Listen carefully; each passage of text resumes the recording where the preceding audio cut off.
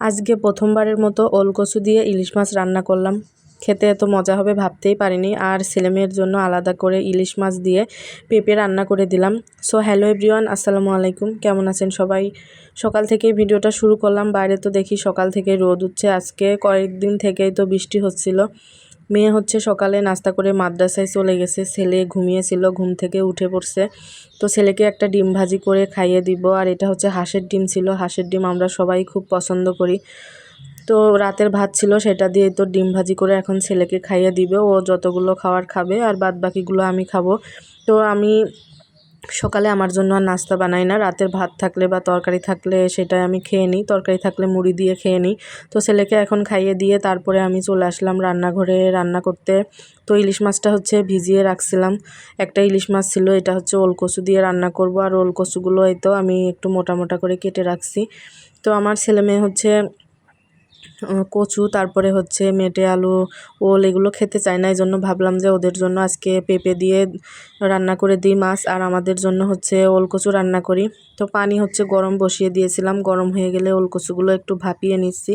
আর এভাবে ভাপিয়ে রান্না করলে কিন্তু ভালোই লাগে। এর আগে কখনোই আমি ওল কচুর তরকারি খাইনি, মানে ভর্তা খেয়েছি কিন্তু কখনোই রান্না করা হয়নি। আর মাছটা হচ্ছে আমি কেটে নিলাম, ওল কচুটা ভাপাতে বসিয়ে দিয়ে মাছ কেটে নিলাম, পেঁয়াজ রসুন যা যা দিয়ে রান্না করব সব কিছু কেটে নিলাম। এবার হচ্ছে বেটেও নিব। তো কচুটা হচ্ছে ভাপানো হয়ে গেছে, এবার আমি মাছগুলো ভেজে নিব। তো মাছগুলো ভাজতে ভাজতে হচ্ছে মশলাগুলো বেটে রাখছি। তো এবার হচ্ছে আমি বেটে রাখছিলাম পেঁয়াজ রসুন, তারপরে কাঁচামরিচ, জিরা, এগুলা বেটে রাখছিলাম, সেটা ভেজে নিলাম। তারপরে এই তো একটুখানি পানি দিয়ে দিলাম, আর এর মধ্যে হলুদের গুঁড়া, তারপরে ধনিয়া গুঁড়া, মরিচের গুঁড়াও দিয়ে দিছিলাম। তো এখন পানি দিয়ে একটু কষিয়ে নিলাম। আর এই তো ওল কচুটা পানি ঝরাতে রেখে দিছিলাম, এবার দিয়ে দিলাম। আর রান্নাটা কিন্তু অনেক বেশি মজা হয়েছিল। আমার ছেলে মেয়ে তো পেঁপের তরকারি দিয়ে খাই নাই। আপনাদের ভাইয়াও ওল কচু মানে শেষ হয়ে গেছিলো, দুপুরে খাওয়ার পরে শেষ হয়ে গেছিলো, এত মজা হয়েছিল। তো আমি কখনো খাইনি, আসলে ভাবতেছিলাম কেমন হবে। তো খুবই মজা লাগছিল আমার কাছে। তো তারপর রান্না করতে করতে এদিকে এসে দেখি যে বাইরে হঠাৎ করে আবার বৃষ্টি হচ্ছে। মেঘ কিন্তু লাগে নাই, হঠাৎ করেই ফিসফিস করে বৃষ্টি পড়তেছে বাইরে। আর এই আলমারিটা হচ্ছে 2-3 দিন আগে কিনছিলাম, আপনাদের সাথে শেয়ার করছিলাম। তো আলমারিটা রাখার জায়গা পাচ্ছিলাম না, পরে এখানে জানালার পাশে রেখেছি।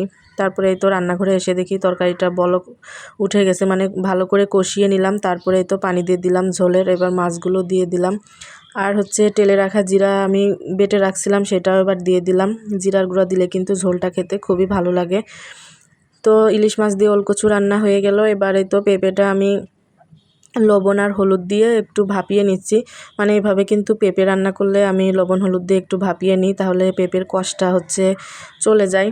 আর এই তো পেঁপেটা পানি ঝরাতে রেখে দিয়ে আমি মশলা একসাথেই বেশি করে বেটে রাখছিলাম। তো অর্ধেকটা দিয়ে হচ্ছে ওল কচু রান্না করছি, আর ওই বাকিটুকু দিয়ে এবার পেঁপে ঝোল করে নিব।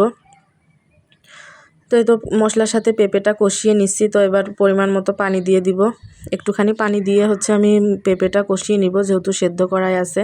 তো কষিয়ে নিয়ে এবার দিয়ে দিলাম হচ্ছে ঝোলের পানি। আর এই তো মাছ দিয়ে দিলাম, ছেলে মেয়ের জন্য 2 পিস মাছ। পরে কিন্তু ওরা একদমই এটা খায়নি, ওল কচুর তরকারি দিয়ে খেয়েছিল। শুধু শুধু আমি আলাদা করে ওদের জন্য রান্না করলাম। আর 2টা রান্নায় আজকে অনেক বেশি মজা হয়েছিল। তো এই তো আজকে দুপুরে রান্না করলাম পেঁপে দিয়ে ইলিশ মাছ, আর এই তো ওল কচু দিয়ে ইলিশ মাছ।